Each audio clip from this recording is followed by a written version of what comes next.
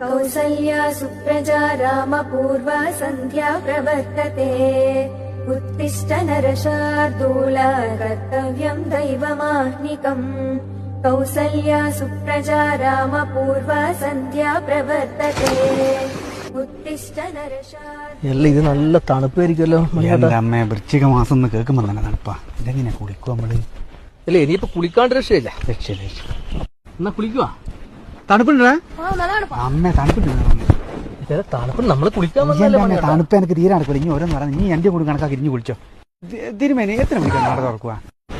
നിങ്ങളെന്നാ ചെയ്ത്? എന്റെ അമ്മ എന്തെന്നു അവർക്ക് പൂജ ചെയ്യാനുള്ളതല്ലേ?